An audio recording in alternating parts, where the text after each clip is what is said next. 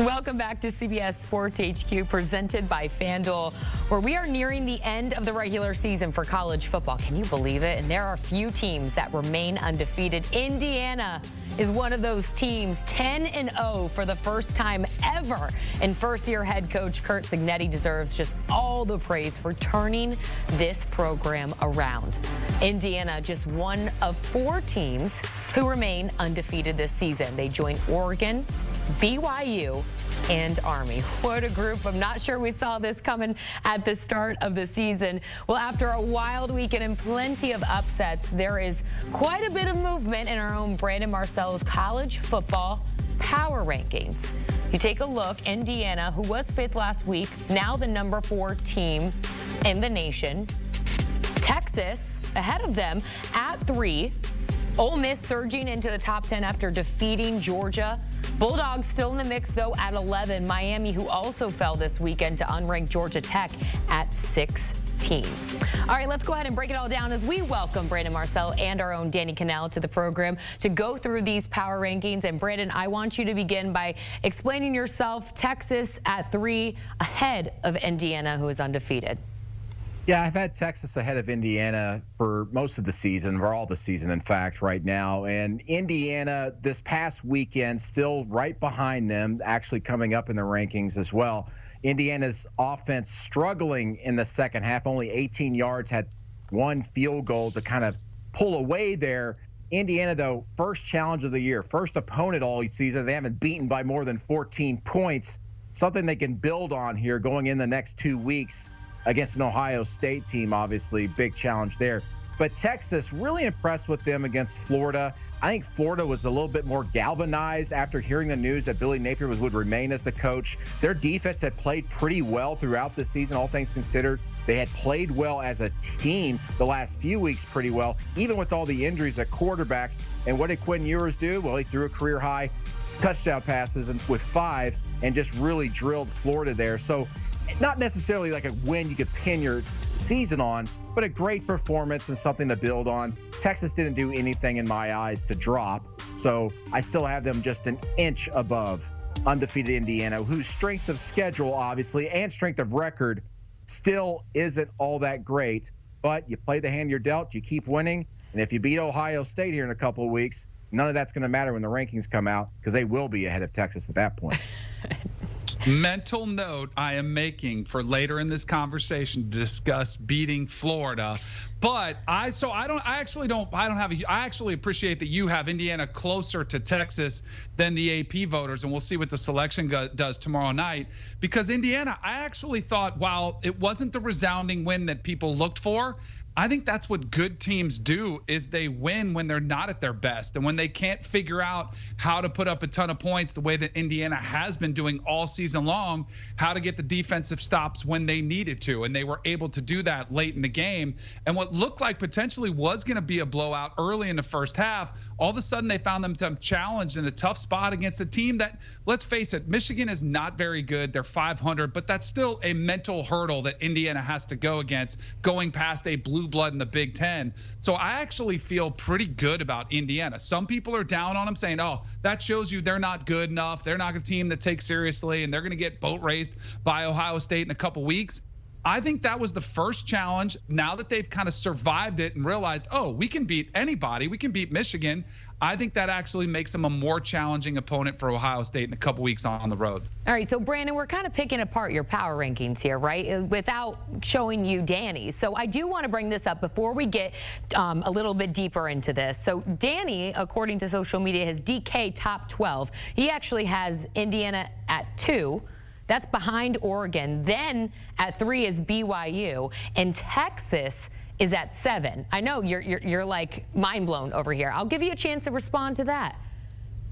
Yeah, I have a problem with Indiana for one, but BYU I want to focus on here real quick. Okay. I think that we're focusing a lot on what they did earlier in the year against Kansas State, and I still think that large margin of victory is really kind of something that people need to look at. The middle 8 there in that game, in a 6.5-minute span, they scored 31 points thanks to a lot of weird turnovers by Kansas State, and their offense didn't really do anything for BYU in the second half, and they just kind of cruised to a win. Still, a win, but still, BYU has been struggling a little bit. Their strength of schedule isn't all that great, and then obviously we saw what happened at Utah this past week. I'm not going to compare them to Miami, where it just seemed like every week that at some point someone's going to catch up and get them and bite them and make them lose. But I understand wanting to reward teams for being undefeated, like in Indiana and BYU. But BYU in the top 4, man, I don't know about that.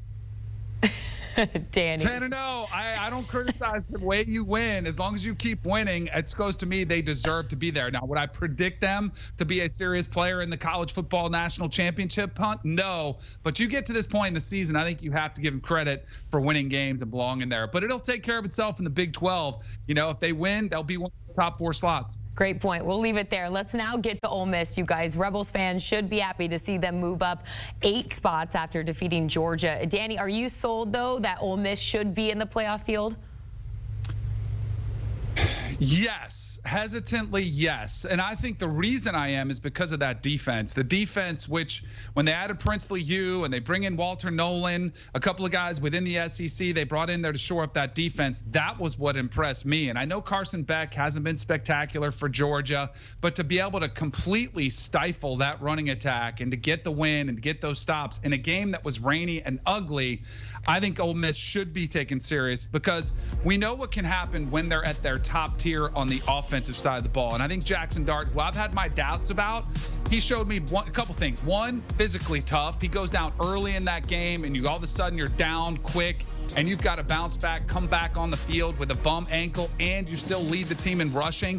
And it's not a statistically huge game, but you're able to do that to Georgia's defense. Yeah, I think I'm starting to buy in that Ole Miss is on the outside of the top tier elite teams, but in a year filled with parity, I'm starting to believe that Ole Miss could be one of those teams that could be the last one standing. We'll see how it all plays out when it's all said and done. Let's go to the ACC here. Miami suffered a bad loss to unranked Georgia Tech. As a result, Brandon, they do fall significantly in your rankings. But do you think we were being a little bit too generous with Miami's rankings throughout the course of the season thus far?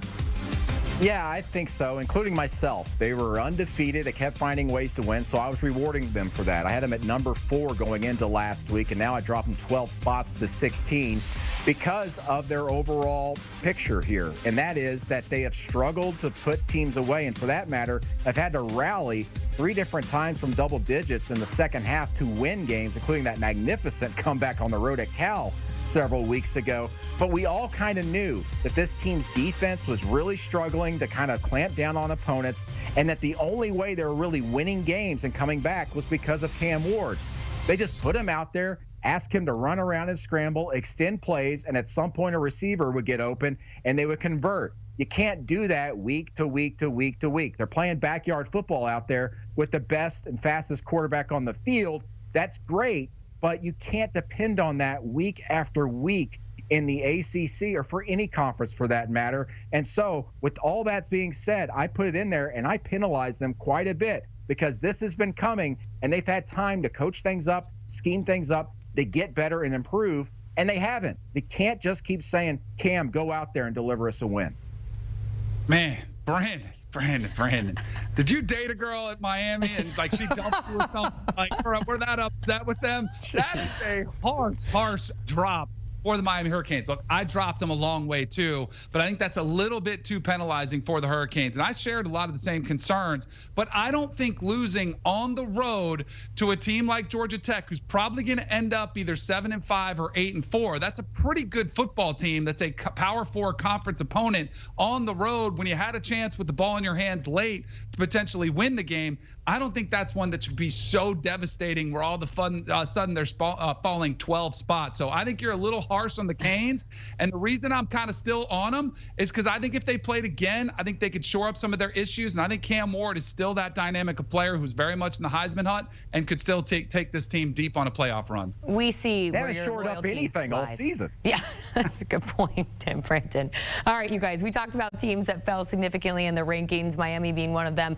Only fell to 10 in Danny's top 12. But teams that continue to climb up the rankings include Colorado. Danny, they enter week 12 at 18 in Brandon's rankings. The Buffaloes have a clear path to the playoff.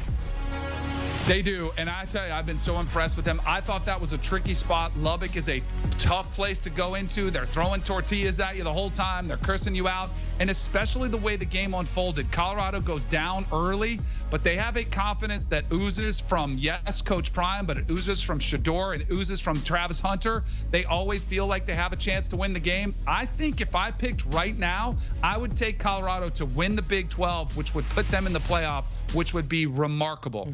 It would be awesome to see. All right, you guys, now time for Mayotivations presented by Hellmann's, America's #1 mayonnaise.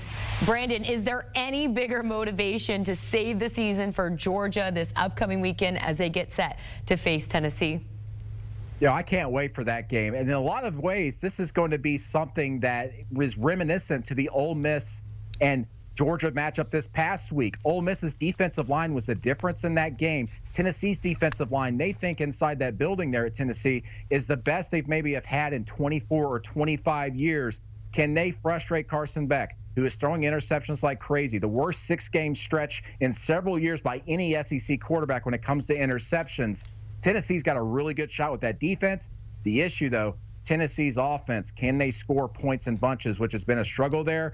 Georgia is going to be super motivated, especially playing in front of that crowd at Sanford Stadium. It's going to be a good one in the SEC. Can't wait for it. Gentlemen, thanks so much for joining us. Get more college football talk and Week 12 previews. Cannot believe it. The season is just rolling on the Cover 3 podcast. The guys already have Week 11 instant reactions out to all of the chaos that occurred. Check it out right now.